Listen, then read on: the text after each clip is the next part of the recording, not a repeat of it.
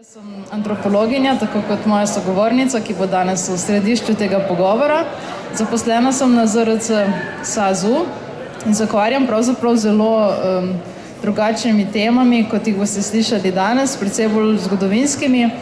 Ampak pogovor je posvečen izidu knjige Kakopak. Z mano je tukaj avtorica nedavno natisnjene, ki jo boste lahko tudi prijeli v roke, menda. Knjige, in sicer je to doktorica Helena Konda, urbana antropologinja, ki pri svojem delu uporablja, oziroma sama je rekla, da uživa predvsem z uporabo metod vizualne antropologije. In njena knjiga ima naslov Mizart in Stripcore. Zdaj pa ne vem, koliko izmed vas je v bistvu seznanjenih s temi vsebinami, ampak sama nam bo veliko več o tem povedala danes. Segajo pa njena zanimanja že v 90. leta, ko se je prvič začela posvečati grafitarskemu ustvarjanju. No, najprej jo je to zanimalo zgolj kot ena izmed oblik likovnega izražanja, šele kasneje se je začela temu tudi raziskovalno posvečati in kratek čas tudi sama kot grafitarka s svojimi kolegicami, ki so si skupinsko oziroma svojemu kruju dale ime Vzeli hotke. No, v sklopu magistrskega študija se je tako posvečala grafitarstvu v Ljubljani. Knjiga, in tisto je bila njena prva knjiga, ima naslov Grafiti v Ljubljani, zgodovina, grafitarji, mesto. Druga knjiga, ki jo pa lahko tako po spletu brezplačno dostopate, kot seveda danes tukaj kupite, žal ne brezplačno, pa je rezultat njenega doktorskega študija in se naslanja na številna dela, ki jih mogoče v tem trenutku še ne bi izpostavljala, ampak se vzame pod drobnogled dva kolektiva. Eden je Mizart in drugi je Stripcore, ki sta delovala sočasno in sta bila med seboj tudi povezana. In prav rezultat tega poglobljenega raziskovanja je ta knjiga. Kar je ključno pri tej knjigi je to, da je v sklopu svojega delovanja raziskala terminologijo in klasificiranje, kajti na področju raziskovanja urbane umetnosti pravzaprav ni še neke enotne terminologije, ne na nacionalni, niti na globalni ravni. Okvirno smo se dogovorili, ne, o vprašanjih, ampak zdaj to bom takoj presenetila, kajti prav zdaj med uvodom sem začela razmišljati o tem, kaj je bilo prej, tvoje ustvarjanje, grafitarsko ali pa nasploh umetniško, ali v bistvu raziskovanja tega področja, kajti oboje že kar nekaj časa traja. Hvala za ta lep uvod, Daša. Zelo lepo si me predstavila in to raziskavo. Jaz sem od nekdaj rada likovno ustvarjala. Moje prvo slikanje na stene je bilo v vrtcu, ko smo ustvarjali nekaj podobnega temu, kar bi danes poimenovali mural. Smo slikali neke rože in to je bilo kar dolgo časa, so ostale te rože na tisti steni vrtca v Trnovem. Tako da začel se je že zelo zgodaj z mojim likovnim izražanjem.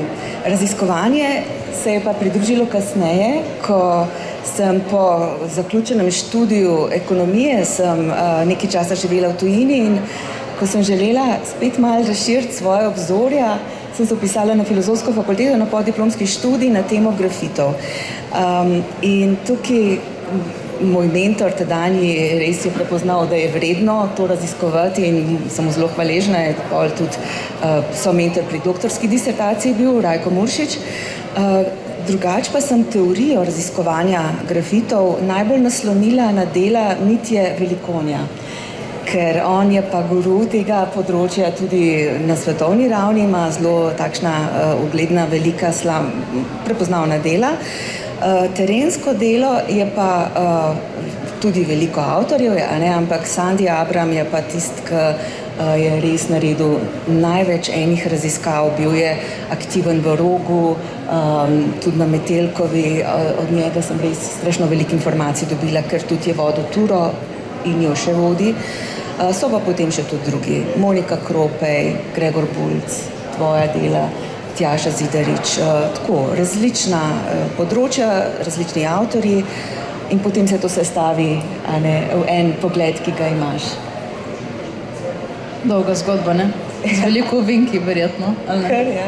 No, knjiga ima precej tak nepričakovan naslov, nepričakovan. Nenavaden besede, ki v vsakdanjem govoru ne uporabljamo, ne? Zato bi te prosila, če zelo na kratko, kar je verjetno za tebe težko, poveš, kaj je to Mizart in kaj je to stripcore? Najprej sta navedena oba kolektiva, se pravi Mizart in stripcore, to sta umetniška kolektiva. Mizart izhaja iz besed mi za art, če sem prav, tukaj imamo ustanovitelja kolektiva zadaj. In sicer to je bila skupina mladih likovnikov, ki so študirali različne smeri, modo, arhitekturo, slikarstvo, različne stvari poglabljali so se tudi v kiparstvo. No in oni so prvi bili takšni, ki so organizirali in izvajali likovne delavnice oziroma poslikali so stene v Šentvidu, javne površine, igrišče ob avtocesti, v knjižnici in to je tudi tisto prvi stik z umetniškimi grafiti, ki sem ga jaz v življenju doživela in so me popolnoma fascinirali. Oni so ustvarjali predvsem v konec 80-ih, v 90-ih, potem, ko je bila zasedena Metelkova, so bili še aktivni, imajo še vedno studio tam, ampak so prešli na druge načine ustvarjanja, bolj kiparstvo in vedno je pa zelena, rdeča nit njihovega ustvarjanja okoljevarstvo. Po drugi strani je pa stripcore en še bolj živahen kolektiv, ki je ustvarjal že prej, ampak so pa zelo raznoliki. To je bila večja skupina, na začetku se je ukvarjala predvsem z glasbo, s hardcorom. Stripcorovci so, oziroma to še ni bilo takrat ime, ne? Hardcore je bila skupina, ki se je s to zvrstjo glasbe najprej ukvarjala, delali so kasete, majice so spreji izdelovali, ker jih ni bilo zakupiti takrat, ni bilo še taka potrošna družba, kot je danes. In oni so pa grafitirali samo toliko časa, kolikor je obstajala skupina 2227, hardcorovska skupina. Ko pa je ta skupina razpadla, je tudi glavna njihov izraz, skupen izraz grafitiranja je potem nekako izvenel. Samo ta glavni protagonist grafitarskega dela kolektiva, Božo Rakočevič, je tudi še vedno ustvarjal pod umetniškim imenom Lai Ai. Tako da dejansko gre za dva kolektiva, ki sta časovno bila nekaj časa povezana, aktivna v 90-ih, pri zasedbi Metelkove so itak sodelovali. Je še vedno neka sinergija, ampak imajo svoje načine izražanja pa delovanja. Tako da to je prvi del naslova. To sta neformalni, ne, skupini? Ja, dejansko so nastopali tudi kot stripcore, je zdaj že organiziran kot društvo Forum, ima na Metelkovi 6 svoje prostore, ampak se ukvarjajo bolj z drugimi. Zdaj so najbolj znani po striparski dejavnosti. Stripburger je v svetovnem merilu, v evropskem vsekakor, izjemno znana revija, ki jo tudi predstavim v knjigi. Predstavim tudi to skupino 2227 po času, kako so se razvijali in tudi razšli. Predstavim pa tudi Mizart, ne, kolektiv, ki je potem samostojno, so individualno ustvarjali ti, ki so ga začeli. Najbolj sta bila Bela tehnika, pa Bela Dona, pa še slikarji. Če se vrnemo še malce k konkretno vaši zgodbi, ker diplomirala iz ekonomije, verjetno se zaposlila, zaživela neko odraslo življenje in potem na neki točki bom pa zdaj študirala še nekaj novega in to bo antropologija. In potem se tu porodi še drugo vprašanje, kaj pa točno, ne, v tem kontekstu antropologije, na kaj se bomo sredila. In tukaj pridejo potem grafiti, se jasna je ta umetniška plat, s katero, ja, verjetno človek že odrašča, ampak mene zanima tudi ta družbena reakcija, zdaj se bo pa pisal en doktorat o grafitih. In kaj lahko antropologinja pove o grafitarski umetnosti? Kaj je tisto, kar, pa ne samo antropologinja, disciplina kot taka, katera so tisto vprašanja, ki jih antropologija lahko zastavi taki vrsti umetnosti, oziroma še širše, kaj nam v družbi kot taki lahko sploh pove raziskovanje česa takega? Na prvi pogled efemernega, trivialnega. V disertaciji sem se precej posvetila antropologiji umetnosti in antropologiji sodobne umetnosti. Naj zveni še tako smešno, ampak sta zelo različni med sabo.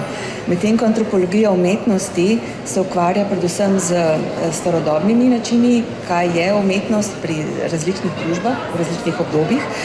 Antropologija sodobne umetnosti pa je zelo vezana na te zvrsti umetnosti, ki so predvsem vezane na performance, uprizoritve. Važno je kaj, kdaj, kje je nekaj priznano kot umetnost in ima precej drugačen pogled. Grafiti so tle nekaj vmes. Zgodovina je zelo dolga. Prve znanstvene raziskave grafitov sem našla 1907, Hugo Ludeke, ampak to so bili takrat zelo izobčeni znanstveniki, ker so bile teme, kot so grafiti, duševne bolezni, spolnost, takšne reči. To je bilo vse nekako prepovedano, celo zapirali so v zapor, je šel urednik znanstvene revije, ki je pisala o teh temah. Tako da ne, da ni bilo nič, nekaj malega je bilo, ampak res je bilo zelo obrobno. V 70-ih so se začele prve malo bolj konkretne raziskave, ker jih niso preganjali, ampak preden je to prišlo, do nas je trajalo. A ne? Zdaj, grafiti so pa z eno nogo še zmeri v vandalizmu, a ne, ulična, neka protestna, mediji, način izražanja in takšno področje z vrsto umetnosti.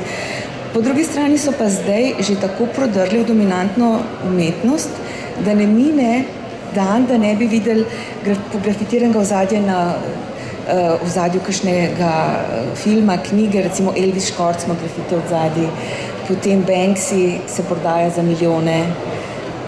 Ulična umetnost je zdaj že čisto prodrla, ampak zdaj se že začenjamo spraševati, a je to še vedno ulica, ker to je pa zdaj že velik razkorak in temu jaz dejansko se posvečam pri teoretiziranju o svojih zadnjih delih. Ampak kaj je torej tisto, kar lahko antropologija pove o street artu? Verjetno marsikaj, no, ampak... Tako kot vse druge, antropologija se vedno loteva različnih področij in tudi street art, grafiti, tudi k temu pristopa. A ne? Tako da zdaj lahko osvetli zelo historično zadevo. Tako sem jaz začela pri tej moji prvi knjigi Grafiti v Ljubljani, sem šla pogledati, kako je potekal razvoj grafitiranja pri nas. Sklicevala sem se tudi na druge avtorje in sicer so bili grafiti OF, tisti prvi res pravi grafiti v urbanem prostoru, množični, prepoznavni, pa tudi minljivi. Pa tudi zelo nevarno je bilo, takrat si izgubil življenje, ko si to delal. Zdaj v najslabšem primeru nekaj denarja izgubiš. Ne? Tako da to je bil recimo historičen pristop. Zdajle sem bolj vizualni pristop ubrala in sem zelo veliko se ukvarjam s filmanjem, s fotografiranjem, pa primerjam po različnih obdobjih, po različnih mestih. Recimo, ko pridem v mesto, vidim, kaj je najbolj prepoznavnega. Čez vikend smo bili v Izoli, tam je en slogan, ljubezen zmaguje, love wins. Ko sem bila v Pisi, sem enega polška vse povsod videvala. Ne?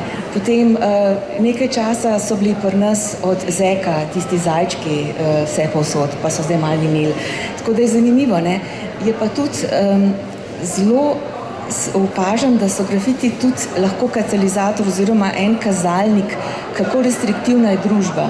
Če pogledamo v 70-ih, ko je bila zlata doba grafitiranja v New Yorku, o tem pišem v zadnjem članku, ko bo objavljeno v reviji Antropos, tam so streljali nanje, so jih zapirali, volkove so dajali, božičnate v ograje, vse sorte so delali. Zdaj, recimo, dostikrat pridejo policaji, pokažeš, da imaš dovoljenje, pa celo pazijo, da kdo ne nagaja. Ne? Vidiš isti pojav, grafitiranje, 50 let nazaj si dejansko šel v zapor, bil obsojen hujše kot posiljevalci, kriminalci, zdajle pa lahko dobiš policijsko zaščito za ustvarjanje. Se pravim, isti pojav v različnih časovnih obdobjih, to smo se prej menili, koliko je pomemben kontekst časa, pa družba, koliko je družba razvita, odprta, intelektualna ali pa mogoče koliko je ta neposredna demokracija živa, ne? To so vse orodja, ki jih uporabljajo različni spektri družbe. Ja, meni se zdi zelo pomemben in zanimiv ta zadnji aspekt, ne? Da so grafiti lahko nekakšen indikator restriktivnosti družbe. O tem v bistvu redko premišljujemo, ne? Večino splošne populacije prevladuje neka kritika tovrstnega ustvarjanja, medtem ko je to lahko čisto en drug zelo zanimiv pogled. No, malo si se že dotaknila zgodovine, časa OF-a, ampak v knjigi tehtaš tudi to tezo, ali so jamske poslikave v bistvu neka vrsta grafitov. Mene zanima v bistvu ta proto-zgodovina grafitarstva, ali pa je to že grafitarstvo, ne vem, pred 70 leti, ki si jim potem izdatneje posvečaš, ta čas pred tem. In konkretno morda območje, na katerem se ta Republika Slovenija nahaja danes, kaj lahko o grafitarstvu na tem področju povemo v času pred 70 leti prejšnjega stoletja? A ga imamo? Seveda ga imamo. Ja, tako je. Z grafiti se ukvarjajo že antropologi. In antropologi imajo zelo stroga merila, kaj je grafit, pa kaj je uradna dekoracija. Tako da prvi, ki so se zelo sistematično, so bili egiptologi, ker so v grobnicah, takrat včasih še ni bilo toliko pismenosti. Zakaj pa so toliko kakovostni podatki o preteklosti grafiti? Zato, ker so iskreni. To, kar se recimo napiše v uradne knjige, v cerkvene knjige, ko se dela neka uradna nek zapis, se ponavadi osvetli zadeve, zmeraj je naracija tistega, ki piše. Ne želiš malo lepš prikazati ali pa ene svoje zgodbe uveljaviti. Medtem, ko grafiti so ponavadi zelo neposredni, dostikrat zelo nesramni, res grejo en krik, kot Velikonja pravi, klik tistega, ki nima dostopa do uradnih medijev. Zato je zelo dragocen vir za raziskovanje. Jaz sem raziskovala grafite skozi teorijo materialnega družabnega življenja stvari in sicer opažam, da je s hip-hopom v 70-ih prišlo do ene velike ločnice. To je bil čas, ko je tako imenovani slikovni obrat zaživel, ko je podoba začela zelo nadomeščati, zelo je postala dominantna pri vseh interpretacijah. Predtem je bil bolj jezik, a ne lingvistika. Zdaj pa je slika tisto, kar dominira. Se pravi, predtem so bili grafiti bolj ali manj napisani. Tudi če so bili kakšne sličice, ne, v starem Rimu, so bili to tako schematsko upraskane, da so bile skoraj kot pismenka, ne, sličice. Zdaj je pa kaj grafit? Običajno je en velik napis, ker niti ni beseda tako pomembna, niti prebrati je ne znamo. Recimo, jaz lahko povem ene 30 grafitov iz starih Pompejev, ki jih vsi poznate, zelo veliko ljudi jih pozna. Od maja 68 definitivno poznate grafite, pa so bili napisani v francoščini, pa je bil medij, ali je bil sprej, ali je bila kreda, ali je bil flomaster, ali je bil karkoli. Medij ni važen. Zdaj je pa zelo pomembno in tudi popolnoma se spreminja domet. Že grafitari oziroma zdaj street artisti, likovni ulični umetniki pravijo, da ko delajo svoje delo, že razmišljajo, kako bojo v digitalnem svetu videni in kako se bo širilo. Se pravi, medij ni več stena, vidnost, fizična, ampak je virtualna vidnost. Tako da se spet, tukaj se zelo vidi spet, kakšna je naša doba, a ne? Ni več polnocentričen, ampak je ekstremno vizualno, slikoven svet je vizualen, a ne? Pa tudi virtualen svet pričenja izpodrivati pomen materialnega na ta način, ne? Zelo... Ja, zgodovina je torej dolga, pestra, ampak še vedno jo živimo, ne? Eno dolgo trajanje grafitov, ki iz dobe v dobo dobijo nek svoj obraz in svoj jaz. Ampak če so že pri tem in tega si se tudi prej malce dotaknila, mogoče bi bilo prav, da spregovoriva tudi o komodifikaciji določenih grafitov, kajti če je v izhodišču grafitarstvo spremljala neka iskrenost in seveda ga tudi dan danes, ne, pa imamo s tem poblagovljenjem oziroma komodifikacijo, konkretno Banksy je tak eklatanten, ne, primer tovrstnega razvoja. A je v bistvu to še vedno nek grafit, če ga komodificiramo? Ja, jaz se s temu kar precej posvečam in sicer naslonila sem se na razlago muralizma. Muralizem je ena čist priznana zvrst slikarstva. Se pravi, kljub temu, da je bil v javnem prostoru, murali so več imajo skupaj z klasičnim slikarstvom kot z grafiti. Danes pa so murali tako podobni, da niti ne veš več, ne? Se pravi, tukaj je že nekaj, kjer vidimo, da je zelo pomemben čas, v katerem razlagaš. Se pravi, jaz postavljam razlikovanje med področjem grafitov pa področjem likovne ulične umetnosti v tem, da se naslonjam na teorijo od Mausa dar, ne? Razliko med darom pa med trgovino. Grafit je dar, ker grafitar kup barvo ali jo pa ukrade na svoje stroške, gre po noč napiše svoj mladinek, bolj ali manj naredi nekaj ilegalno in kot pravi Black Lerat, francoski ulični umetnik, grafiti so darilo mestu. In čeprav ne vidimo tega, če ti nekdo na fasado nekaj napiše, ne vidiš tega, ampak dejansko daš nekaj in ne pričakuješ nič v zameno. Medtem ko street art je pa ves čas del tržne menjave. Najprej je treba se zmeniti, pa moraš kupiti barvo, pa to ne moreš narediti kar naenkrat 13-stropno stavbo, a ne? To je treba imeti dovoljenje, pa ponavadi na natečaju zberejo, pol imajo mestne oblasti ponavadi vlogo pri tem, kaj bo gor. Tako da tle je ena čist druga stvar od zadaj. Tako da jaz tukaj ločujem, tukaj vidim razliko med grafiti pa med likovno ulično umetnostjo. Pa še to bi poudarila, ulična umetnost ni samo likovna, čeprav street art obstaja kot termin za te velike pa nalepke pa vse, a ne. Ulična umetnost so tudi gledališče, ples, a ne, petje, vse sorte stvari. Tako da bi zelo se na to zataknem ene parkrat in ves čas uporabljam likovna ulična umetnost, če je le možno, ne. Seveda pa priznavam termin street art, ker to pa sem jasno, da bom rekla, to pa ni res, ne, če vsi mediji uporabljajo ta izraz. Ko pripoveduješ, ne, ali pa kakšne etnografske izkušnje, ali pa ta epizoda, ne, pa je grafitar po noči šel pa narisal na grafit in tako naprej, se mi zmeraj pred očmi rišejo neke moške figure. Ampak že prej sem namenila, da se ti, pa če se ne motim, dve prijateljici, ne, imele ta crew, oziroma ustvarjalno skupino, ki se je imenovala Vzeli hotke, moram ponoviti še enkrat, ker mi je tako fenomenalno to ime. No, ampak kakorkoli, imam prav, ko pravim, da so ženske nekako dolgo v ozadju in street arta in grafitarstva. In ali se to dan danes spreminja, no? Ja, bile so prav raziskave narejene. Naša scena ni čist ista, kot je svetovna scena.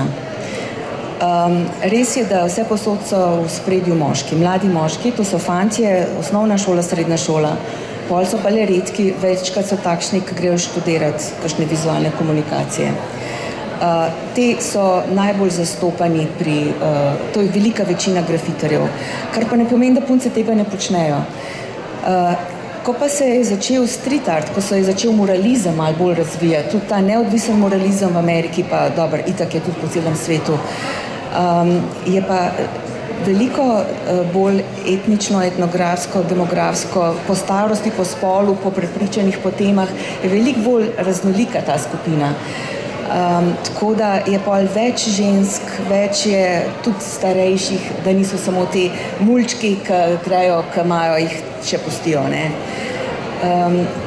Je pa tako, za našo sceno je bilo zelo značilno, da so bile zelo močne ženske figure, menedžerke, koncertov so organizirale ženske, Stripkor je bila ženska menedžerka, tudi pri Mizartu so imele pomembno vlogo, čeprav je bil začetnik moški Dušan, no, tamle.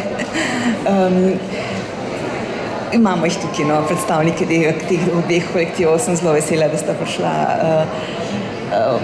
Tako da pri nas se mi zdi, da je bila družba tudi dosti bolj zrela. Če pogledamo Marta Rendla, različne raziskave zgodovinske, novejše zgodovine, naša družba je bila izredno zrela, pa dosti bolj enakopravna kot recimo ena povprečna francoska, pa sploh ameriška družba, ne. Mogoče je to vplivalo na to. Res, da je bilo fantov več med grafitarji, ampak nekaj ne bi imeli punce dostopa. Jaz recimo sem imela dostop, pa meni je bilo slikanje bolj všeč. Nekaj grafitov sem naredila, ampak nekaj meni to ne zanima. Ne? So pa bile punce. Teja recimo je samo grafitirala, ki je bila tudi.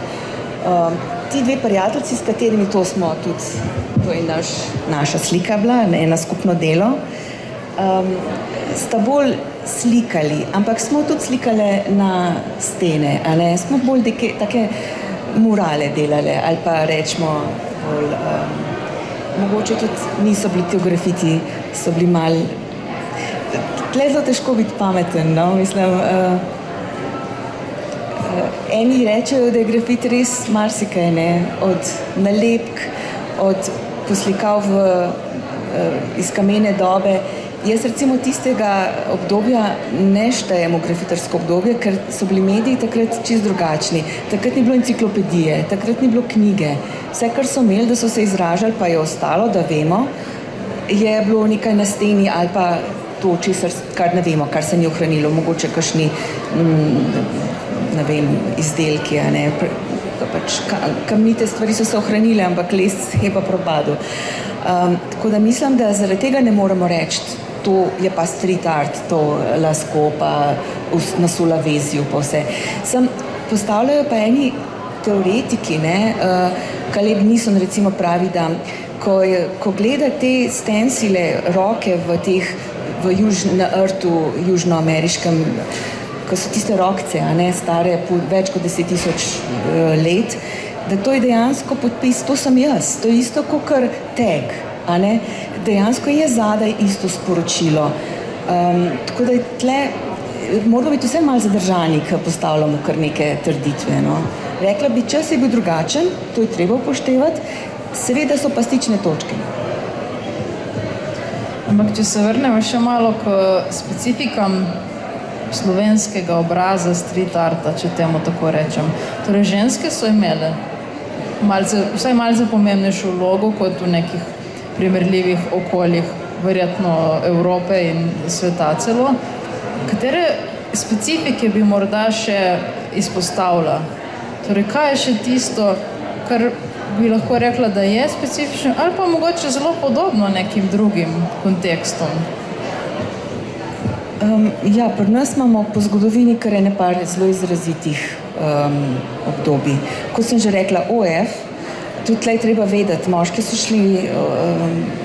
bili poklicani, ne, so šli se boriti, kdo je bil v mestih, otroci pa ženske, tako da se pravi je bilo veliko žensk, ko so pisale. Pa če se še malo vrnem k tistim rokcam, ko so delali analizo, a so to moške ali ženske dlani iz kamene dobe, so ugotovili, da je več kot polovica teh odtisov dlani ženskih. Se pravi, ni recimo ne, tako, mogoče to današnji čas, da so moški bolj prisotni, ni pa nujno, da je bilo tako vedno, ker kot pravim, tiste rokce so bile večini ženske. Pol pri nas, no recimo, če odmislim to vojno obdobje, je bil v začetku 80-ih Dušan Mandić, tisti, ki je začel z slikarstvom grafitov v FAV-ju, punkerji so bili oni, ki so začeli po cestah množično pisati in to je bil en tak zelo prepoznaven pri Medexu Johnny Rotten Square, recimo, ne, to je bil punk. Pol je bil Dušan Mandić nekaj časa prepoznaven z Irvinom, potem se je pa kar že začel tale. V svetu je bil hip-hop prisoten, pri nas je bil pa en zelo svojvrsten umetniški izraz in tukaj so bili pa mizartovci tisti, ki so začeli. Oni so pa vedno kombinirali okoljevarstveno sporočilo. Dan zemlje so začeli prvi proslavljati oziroma plakate umetniške delati. Tako da pri njih je bilo vedno v ospredju okoljevarstveno sporočilo.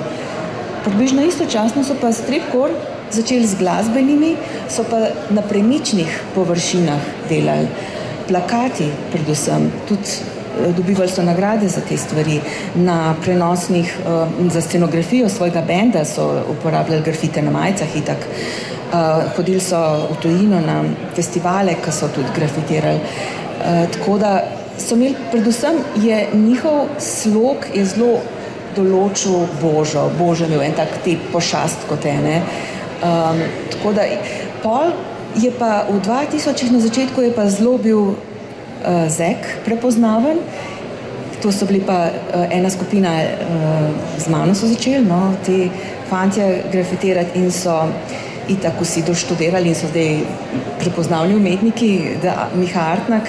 No, sledili so jim pa Klan 107 iz Šiške, ki so imeli tudi en svoj prepoznaven slog. No, zdaj pa Azran, ki izhaja iz Klana, je pa dejansko, lahko rečemo še umetnik, on je dejansko ulični umetnik, grafitar težko rečemo, ker njega najemajo ta velike firme, on je BTC poslikal od znotraj, a ne, tako da on je naš Banksy v tem trenutku, ne. Časi so bili bolj tako, takrat je bil tudi mogoče za omeniti Veš slikar svoj dolg, kratica tega sta bila dva grafitarja, eden je postal profesor na Akademiji za likovno umetnost, tako da so zelo vidni posamezniki, ki so zelo zaznamovali prostor. Tudi Nova Gorica, Maribor, tudi drugi konci Slovenije imajo svoje prepoznavne. Primorska je itak v stiku z Italijo imela pa zelo hitro politične grafite.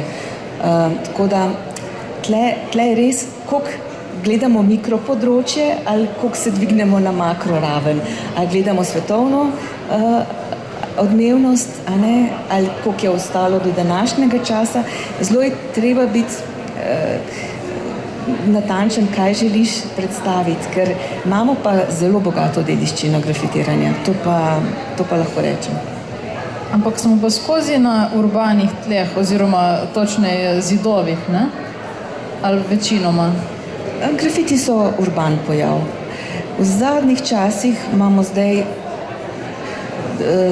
ogromne pokrajine, Sajp, to je en umetnik, ki se mu reče ulični umetnik, street artist, ampak on dela več 100 kvadratnih metrov velike poslikave, ki so ekološke, ne poškoduje podlage, dela jih na ledenike, na kamnite podlage, v puščavi. Je težko zdaj reči, a je to še ulična umetnost, ne, dobi to oznako, ampak dejansko on je pokrajinski umetnik, a ne, samo spominja, pa virtualno se širi. Tako da pod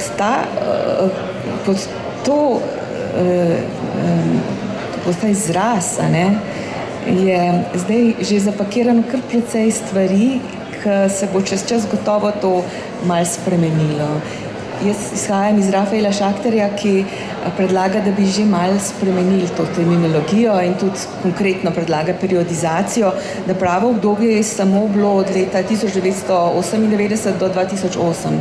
To je bilo pravo obdobje street arta, ki tako kot je imel barok, rokoko, a ne, da se bi moralo to obdobje svetovne umetniške zgodovine imenovati street art. Kaj je bilo pred tem, je pa proto-street art in o tem pišem jaz, ker dejansko proto pomeni predhodnica.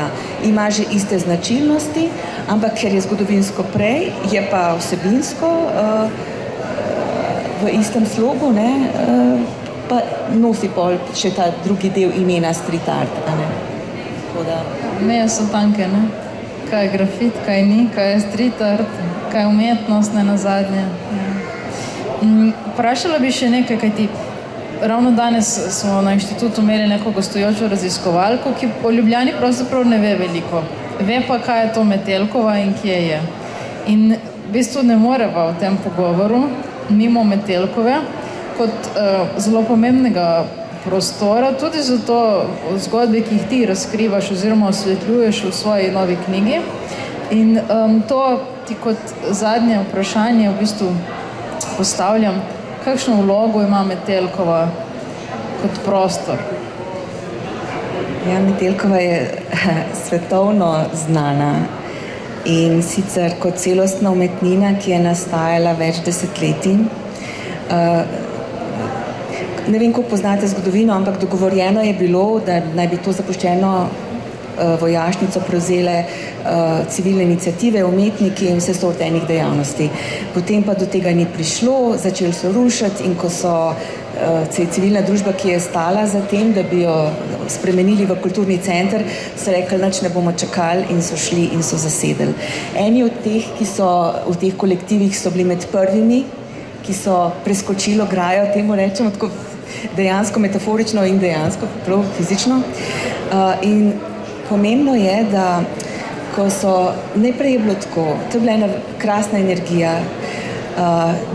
bila je voda, bila je elektrika, sanitarije so delale, bilo je toplo, tam so bili vsak dan koncerti, predstave, bilo je res živa umetnost, filozofija.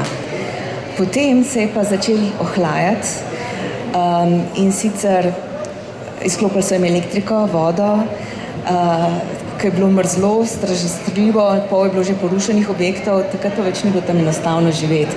Umetnik ne more ustvarjati, če mu zmrzuje barva. Ne, niso mehkužni, ampak ne moreš delati, če ti barva zmrzne. Tako da niso mogli delati, tudi ne moreš, če ti luč ne svetne, ne moreš delati v temi. Tako da so bili pogoji, res so jih želeli, mestna oblast jih je želela izseliti. Ampak tukaj so glih te eni predstavniki od teh dveh kolektivov, zlasti Stripkora, ostali in so ves čas držali stvari po koncu. Delali so delavnice in vse sorte in tudi s tem, ko so poslikavali prostore, so dali prostoru eno čist drugo, ko ti prideš kaj, pa je neka lepa slika, se počutiš boljše, kot če prideš kaj, pa je en razpadajoč omet, ki se bojiš, da ti bo na glavo padel. Tako da oni so res veliko naredili za to, da je ta prostor bil ves čas delujoč, da ga niso mogli kar čez noč porušiti, da pa generatorje so priskrbeli, pa pol so naredili, malo so renovirali, veliko svojega denarja so vložili v to. Žal je prišlo tudi do propadanja, pa je ena stavba zgorela, ki je bila res zelo lepa poslikana, ampak to se pa zgodi, ker ni pravi hišnikov pa vzdrževalcev. Tako da oni so imeli dejansko odločilno vlogo, da je Metelkova ostala. Sej so bili tudi drugi posamezniki, recimo Brumen, antropolog, je ves čas v akademskem svetu pa na Radiu Študent zelo veliko prispeval temu, ampak dejansko fizično na terenu, pa da so dvigali prav fizično podobo tega celotnega kompleksa, so bili pa likovniki. In dejansko res, ko gledamo res tako čist analizo za nazaj, če gremo kirurško sicerati stvari, ki so se dogajale, so oni najbolj zaslužni, da je to obstalo, pol so se pa že malo stvari izboljšale, pa so dubali, malo so se znajdali, pa vodo so dubali, pa generatorje so kakšne, pa malo so, eni so že prej zasedli, to so bili socialni skvoterji, ki so pa še tudi ostali, že pred zasedbo je tam že nekaj delovalo. Tako da pa se je pa to samo še dopolnjevalo. In zdaj imamo svetovno priznano skupnostno umetnino, Gesamtkunst, od katere je tudi dobro služ mesto, ker je tam elitni hostel Celica.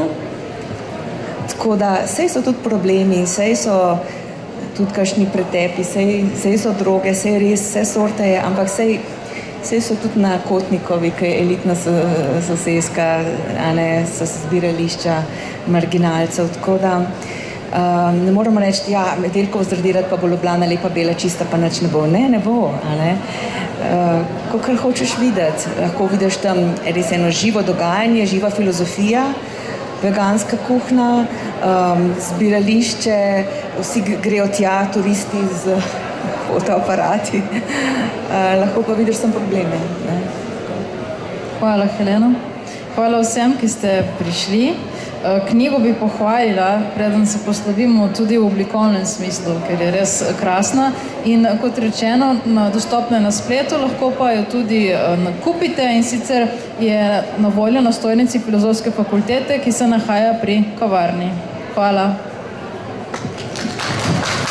Hvala.